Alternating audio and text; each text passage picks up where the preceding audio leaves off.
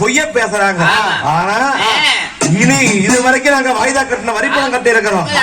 நாங்க இனிமே எங்க நாடு தலைநாடு, நாங்க யாருக்கு வாய்தா கட்ட மாட்டோம், வரிப்பணம் கட்ட மாட்டோம் என்ன சொல்லி ஐயோ துள்ளு துள்ளு சொல்றாங்க. அப்படியா? ஐயோ அண்ணா, எனக்கு ஒரே ஒரு பயனா இருக்குதுங்க சாமி. பயமா இருக்குது எனக்கு, ஒரே ஒரு பயனா இருக்குதுங்க சாமி.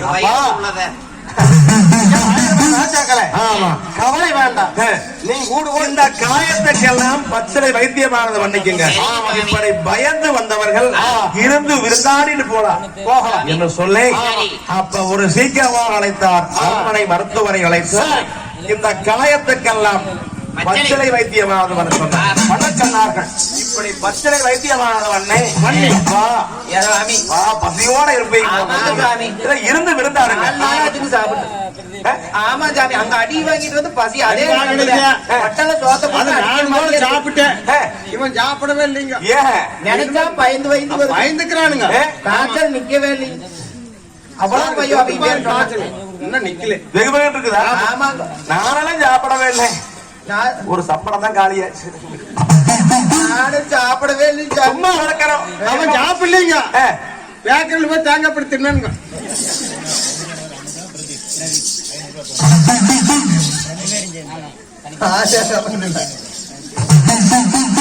இப்படியாக அண்ணன் தம்பி யாரும் தானே சொல்றாங்க பொய்யானது. இப்படி பொய் ஒருக்க பேசினா நெச என்னைக்கும் நினைக்கிட்டு முடிக்க காராள குளத்துல வந்த வேளாள பூபதிகள் வளநாட்டை ஆண்டு வரக்கூடிய விவசாய நிறுவன பேர்களும் வல்லவர்கள் நல்லவர்கள் என்றுதான் கேள்விப்பட்டுகிட்டு இருக்கோம். இதற்கு ஒரு சீக்கிரமாக முடிவெடுக்க வேணும் என்று சொல்லி அப்ப சொன்னார் மன்னன் அவர்கள். ஒரு சீக்கிரமாக அரசவையானது கூட வேணும், இதற்கு முடிவெடுக்க வேணும். ஐயா காலி மன்னா இருந்து விருந்தாடுறீங்க, யாவரும் தகரியமாக செல்லுங்க. உங்களுக்கு ஏதோ ஒரு ஆபத்து வராத நாங்க இருக்கிறோம், பார்த்துக் கொள்ளணும். சமயம் தகவல் சொன்னா அப்ப வந்தா போதும் சொல்ல காட்டி விட்டார் அண்ணன் தம்பி 1000 பேர்களை. அப்ப அண்ணன் தம்பி 1000 பேர்களும் ஏதோ வந்த வேலை முடிஞ்சது.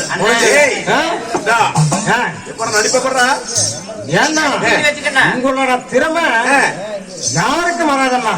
சோழ மன்னனா ஆடி நான் கம்மன் விட்டுருப்பேன். நீங்க எல்லாம் ஆளாளுக்கு உடனே குற்றம் எடுத்து போயிரு. அதனாலதான் பாத்துக்கா நல்லா பேசுனா நீ வந்துனா பேசுனீன்னு வச்சுக்கோ, உனக்கு மெடலே கொடுக்கல. அப்படியே ஆமாடா ஆமாடா. டேய் அண்ணா, எனக்கு ஒரு வயிற்றுச்சல். ஏன்டா ஏன்னு கேட்டா அவன் சாம்பக்கு போட்டான் பாரு, அந்த அடிக்கடி பதிலுக்கு பதில் அவன் அடிக்கும். அடிச்சிருவான் சாம்பங்கன்னு வருதுங்க அண்ணமார சாமி 2 பேரும் வருதுங்க. டேய் பொருளை பாத்துக்கலாம். இப்படி காசு போடுறாங்களே. பஸ் வந்துருக்காங்க. பஸ் 3 நாள் இன்னும் 3 நாளாக பஸ் வர சமடு முள்ள போடுங்க. அப்பத்தானே இருந்தாலும் பரவாயில்ல, எப்படியோ வேக ரோட்ல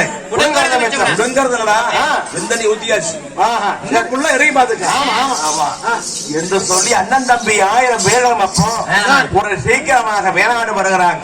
இப்படி இருக்க மன்னர் சொன்ன பிரகாரம் சோழ வரலாற்றிலே அரசவையானது கூடுது. அரசவையிலே அண்ணன் தம்பியுடைய ஆதிக்கத்தை பத்தி பேசுகிறாங்க. அப்படி இருக்க அந்த அரசவையில தானே ஒரு சீக்கிரமாக அழைத்தாங்க மந்திரி பிரதானிகளை கூப்பிட்டு. அப்பா மந்திரி பிரதானிகளை, ஆனால் வடநாட்டை ஆண்டு வரக்கூடிய அண்ணன்மார் சாமிகள் தானே. ஆனா ஆதிக்கம் பெருசு அதிகாரம் பெருசு சொல்லி ஆக்கிரியம் செய்ததாக தகவல். அதனாலே இதற்கு என்ன முடிவெடுக்கலாம், சீக்கிரமாக சீட்டு கணக்கு எடுத்து பாருங்க என்று சொன்னார். அதை கேட்ட மந்திரி யாரும் வந்தானே. அப்போ மந்திரியை கூப்பிட்டு கணக்கு பிள்ளைய கூப்பிட்டு கணக்கெடுத்து பார்க்கிறாங்க. அந்த கட்டையடைய காயிரத்தை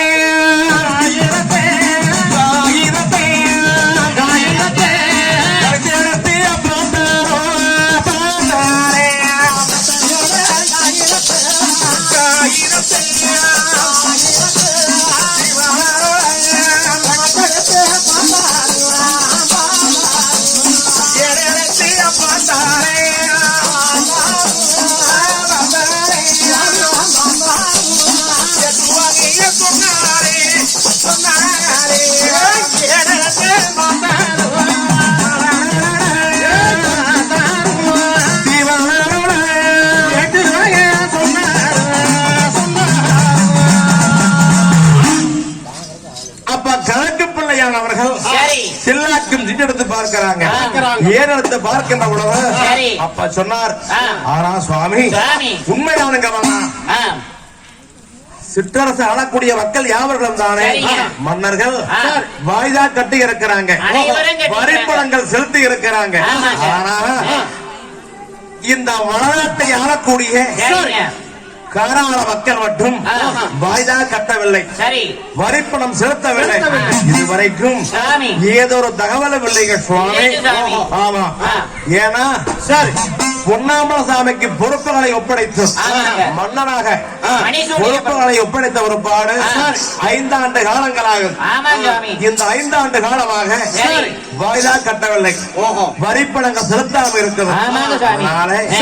ஒரு சமயத்துக்கு நீங்களே பார்த்து முடிவெடுத்துக்கங்க மன்னா என்ன சொன்னார் மணியன் கணக்கு பிள்ளையானவர்கள்.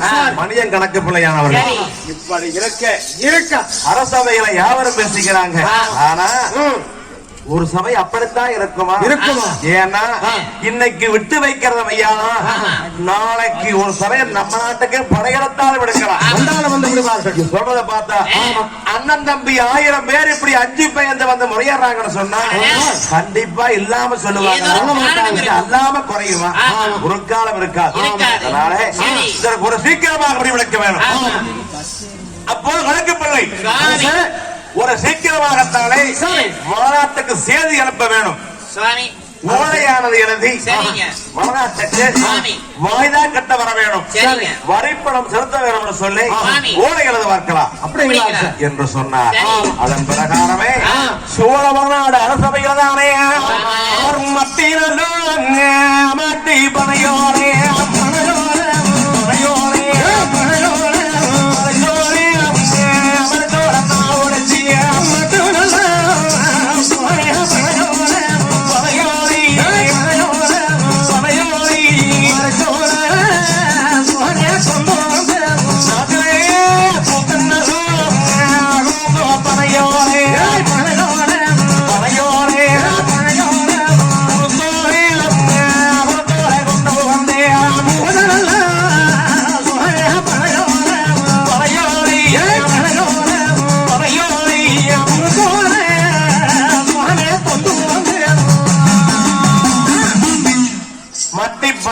மருச்சோலை நாவடிச்சுக் கொண்டு வந்தார்கள். மூத்த பனையோலை குருச்சோலையாக நாவடிச்சுக் கொண்டு வந்து, ஆனால் பொன்னை வளநாட்டை ஆளக்கூடிய பொன்னாம்பல சாமிக்கு அறிக்கை என்னவென்று கேட்டால், நாங்கள் ஆட்சிக்கு வந்த ஒரு பாடு 5 ஆண்டு காலமாக வாய்தா கட்டவில்லை, வரிப்பணம் செலுத்தவில்லை.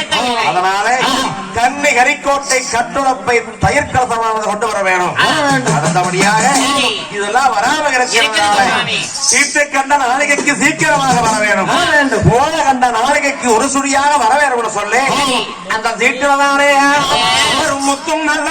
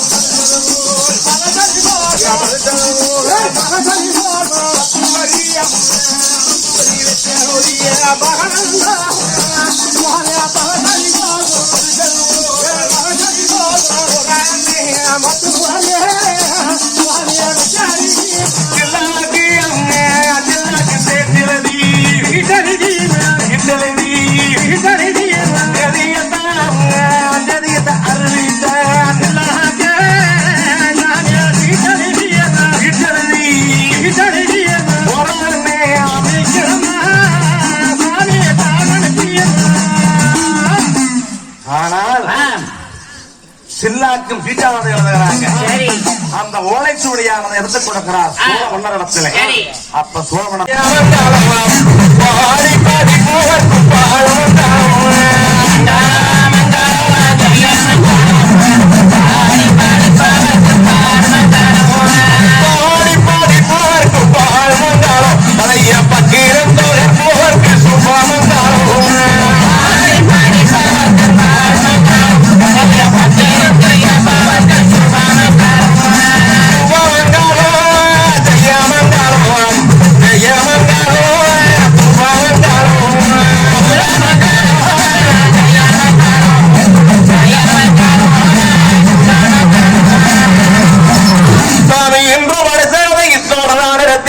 கிங்கதை நடத்தி வைக்கும்